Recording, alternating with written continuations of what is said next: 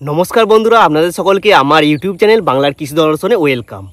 আজকে আমরা জানব ধানের শীষের যখনই বাইরে প্রকাশ হবে এবং সেই সময় ধানের যে ফুল আসে সেই ফুলের পরাগ মিলনের জন্য সবথেকে প্রয়োজনীয় এবং সবথেকে গুরুত্বপূর্ণ যেই খাদ্যমূল্যটা প্রয়োজন হয়, যে হচ্ছে ধানের ফলনের মেন জিনিসকে কন্ট্রোল করে, যে আমরা ধানের ফলন চমক কেমন হবে, ধানের পরাগ মিলন কেমন হবে এবং ধানের ওজন বৃদ্ধিতে এবং সর্বোপরি ধানের বৃদ্ধিতে যে মৌলটা সবথেকে বেশি গুরুত্বপূর্ণ ভূমিকা এই সময় পালন করে থাকে সেইটা হচ্ছে কি না বোরন।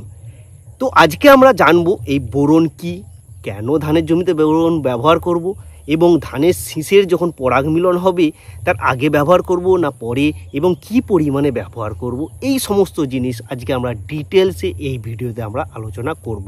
তবে তার আগে চলুন আমরা একটু খানিকটা দেখে নিই যে ধানের জমিতে যখন শীষের ঠিক বেরোবে তার আগে যে ধানের পুংকেশর অর্থাৎ স্ত্রী এবং পুরুষ মিলনের ফুলের যে মিলন হয় সেই মিলনের সে একটা ছোট্ট চিত্র আমরা আগে জমিতে দেখে নিই, তারপরে আমরা জানবো এর গুরুত্বটা কেন এতটা, সেইটা আমরা ডিটেলসে আলোচনা করব।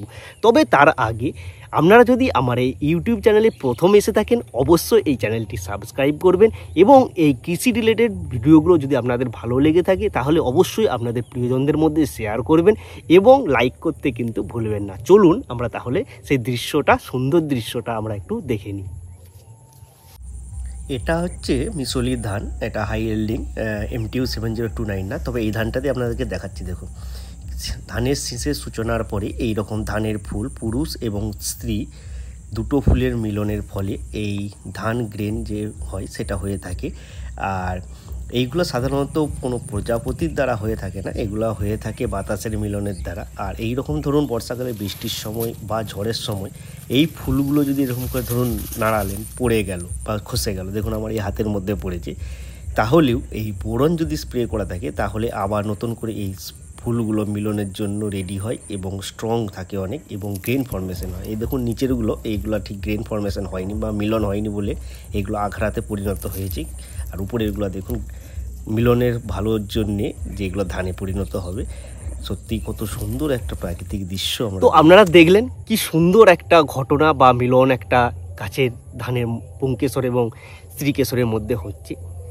তো আমরা এখন জানবো এই যে ধানের জীবনচক্রে মোট যতগুলো খাদ্যমৌলের প্রয়োজন হয় প্রায় 17 রকমের, তার মধ্যে মুখ্য খাবার যেগুলো পটাশিয়াম, NPK যেটাকে বলে থাকি, নাইট্রোজেন, ফসফরাস এবং পটাশিয়াম বাদ দিয়েও যে সমস্ত গৌণ খাবারগুলো লেগে থাকে calcium, magnesium, iron, manganese, boron, molybdenum, তারপর হচ্ছে জিঙ্ক, এই সমস্ত খাদ্যমৌলগুলো বিভিন্ন সময় বিভিন্ন স্টেজে লেগে থাকে, কিন্তু এই সময় যেই মেন জিনিসটা লেগে থাকে সেটা হচ্ছে বোরন। এই যে দেখতে পাচ্ছেন এই tata product soluble micronutrient fertiliser দেখতেই পাচ্ছেন, এটা যে শুধুমাত্র টাটারই আছে বা রেলিজের আছে এরকম না, অনেক কোম্পানির এরিজের আছে, বিভিন্ন কোম্পানির আছে। তো এখানে মোটামুটি দেখতেই পাচ্ছেন এই যে কিসে ব্যবহারের জন্য দিয়েছে, বাদাম, আপেল, যে সমস্ত যত ফল আছে ফলবর্গীয় ফসলে এই বোরনের প্রচুর কাজ হয়েছে। দেখতেই পাচ্ছেন এখানে দেয়া আছে 20% বোরন, এই যে 20% দেখে আপনারা কিনবেন। আর আমরা যদি ভিতরের প্যাকেটটা দেখি দেখতেই পাচ্ছেন মাইক্রোনিউট্রিয়েন্ট একদম সাদা। যদি একটু অন্য জিনিসে করে আমরা তুলে দেখি,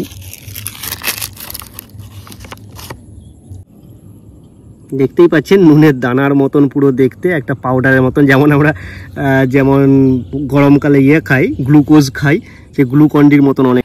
তাহলে বোরন ধানের জমিতে ধানেতে কিভাবে কাজ করে না, প্রথমত হচ্ছে ধানের যে শর্করা পরিবহন শিকড় থেকে পাতার মধ্যে, সেই শর্করা পরিবহনে সবথেকে মেন কাজ করে থাকে কিন্তু এই বোরন।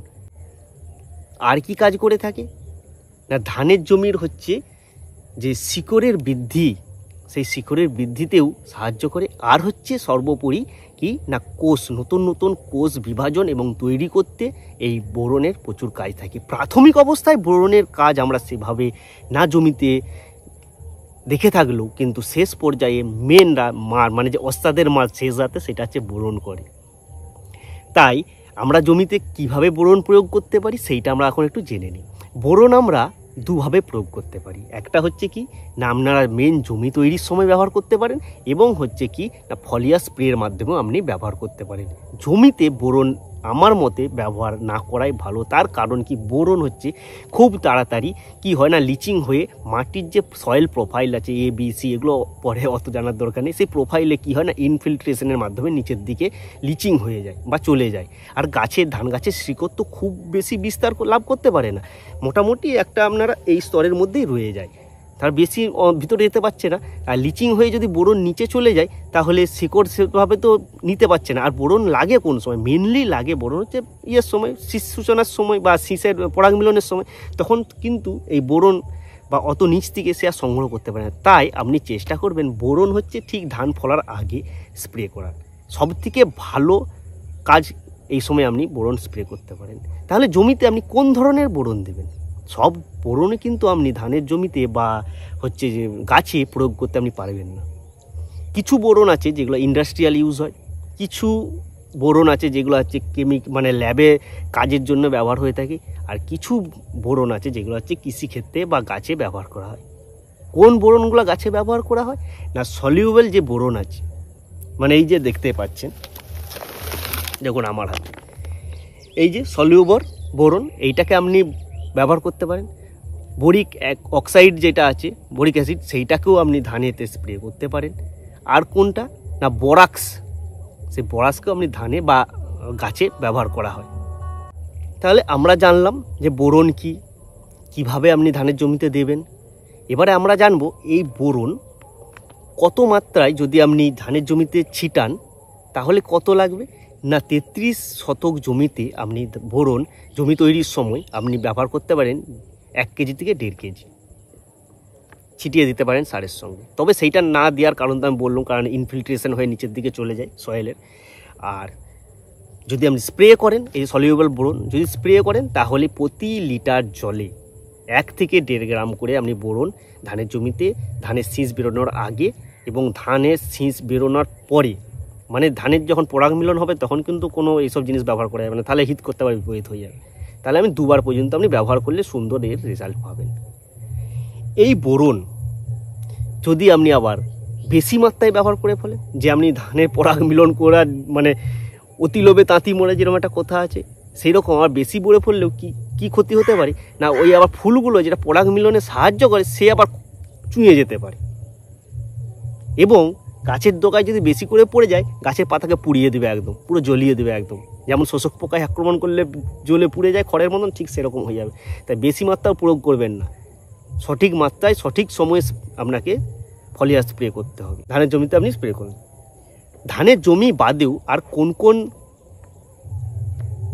চাষে আপনি এটাকে বা ফসলে ব্যবহার করতে পারেন না, সবথেকে বেশি লাগছে ফুলকপি। ফুলকপিতে বোরনের প্রচুর স্প্রে হয়। আলুতে স্প্রে করতে পারেন, টমেটোতে স্প্রে হয়। টমেটোর একটা রোগ আছে যে ফসলের যে বিকৃতি হয় না, যে অ্যাবনর্মাল ফসল যেগুলো মানে টেরা বাঁকা হয়ে যায়, এই বোরন যদি কম পড়ে টেরা বাঁকা হয়ে যাবে। তাই ফুলকপি, টমেটো, সিমে, আলুতে যে সমস্ত ফসল মানে ফল ধারণকারী জিনিসে আপনি এইগুলোকে স্প্রে করতে পারেন এবং সঠিক মাত্রায়। এবং গাছে বিভিন্ন গাছে যেমন শশা গাছে স্প্রে করে দিলেন, সে আবার কত মাত্রায় বা ফুলকপিতে প্রয়োগ করলেন বা আলুতে প্রয়োগ করলেন, মাত্রা কম বেশি হবে। তাই আপনি যখন স্প্রে করবেন কোনো আদর্শ কৃষি আধিকারিক বা কোনো বা অভিজ্ঞ কৃষককে আপনি জিজ্ঞাসা করেই তবেই আপনি জমিতে স্প্রে করবেন। তো এখনও পর্যন্ত যদি আমার এই ভিডিওটা আপনি দেখতে থাকেন অবশ্যই তাহলে মানে আমার ভিডিওটা আপনাদের পছন্দ।